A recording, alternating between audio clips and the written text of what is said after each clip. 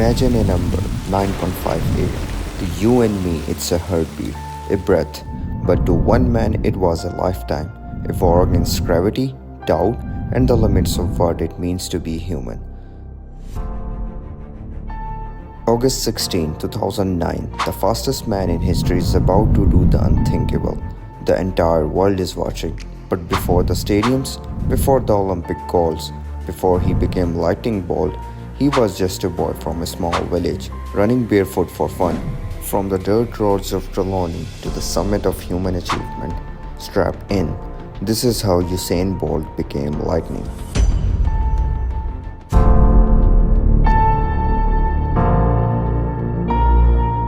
Born on August 21, 1986, in a quiet Jamaican village, Usain St. Leo Bolt was like any other kid, except for one thing, he was fast. Even before he knew what speed meant, he was outrunning kids twice his age. Everyone saw it, he had a gift. But to him, running was just a game, something fun to do between playing cricket and causing trouble. The house had no electricity, but it was full of light, the kind that comes from a mother's prayers and a father's sweat.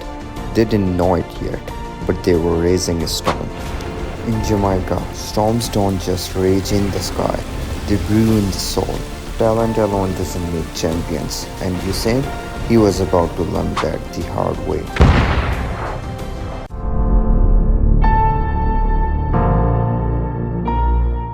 This was no schoolyard race, no barefoot sprint against kids from the village. This was his first national competition, and suddenly he wasn't so sure anymore. He didn't just win, he dominated, and for the first time he thought maybe this was more than just a game. Rain poured, the clock blinked, and Pablo McNeil saw it. Not a boy, but a predator. 10.2 seconds, no training, no technique, just pure uncut velocity, the kind that makes coaches whisper, God touched this one. The world saw a clumsy teenager, but Pablo saw a canvas. At 15, he was the world's fastest junior, but with fame came distractions.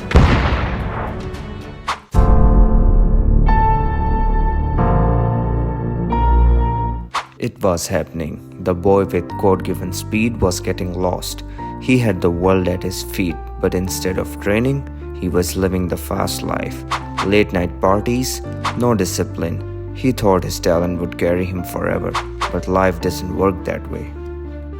One day he shows up for practice, late, tired, barely able to keep up. His coach watches in silence. The same kid who used to glide effortlessly was now gasping for breath. Athens, 2004.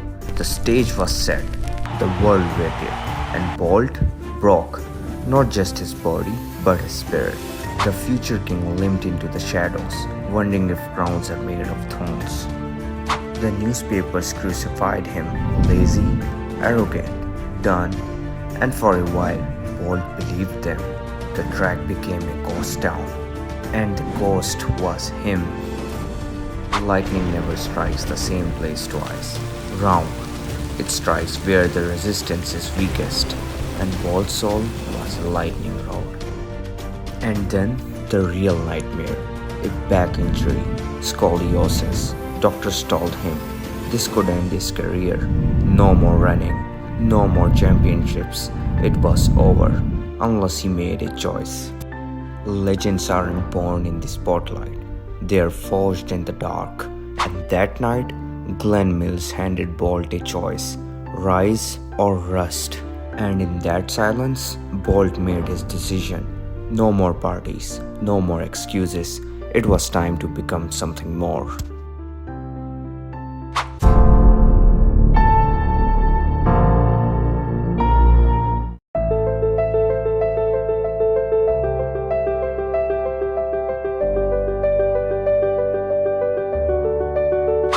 This wasn't the same Bolt.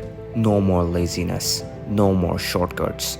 He trained harder than ever, fixing his technique, building explosive power. Every morning he was out before the sun. Every night he collapsed from exhaustion. He had one goal, be the fastest man alive. 60,000 voices screamed, but Bolt heard nothing. Not the wind, not the clock. 6.69 seconds. He didn't just win, he humiliated the competition, and the world realized they were witnessing history. The pause said it all. Not, I am the best, but this is who I was born to be. 9.58, a number that defies anatomy, logic, and history. Scientists say humans shouldn't move this fast, but Bolt wasn't human anymore. He was a kinetic art.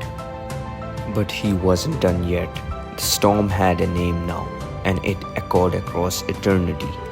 He wasn't just winning races, he was rewriting what humans thought was possible.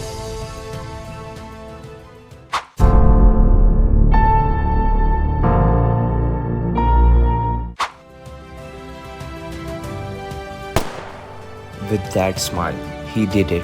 3 Olympics, 3 gold medals. No one had ever done this before, and no one may ever do it again. The secret? He never lost the joy. While rivals tightened their jaws, Bolt flashed that grin. A kid still running through sugarcane, still racing the sun. Fame gave him yachts, but his heart stayed anchored in Trelawney. Because speed fades, but roots grow deeper.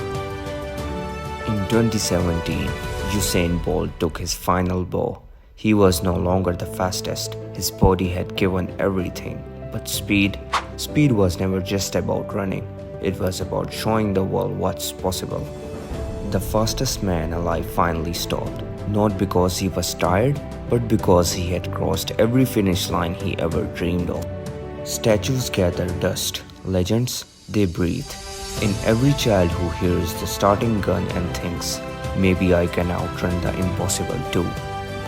He didn't just break records, he broke the idea that humans have limits. So the next time you doubt yourself, remember, storms aren't born in the sky.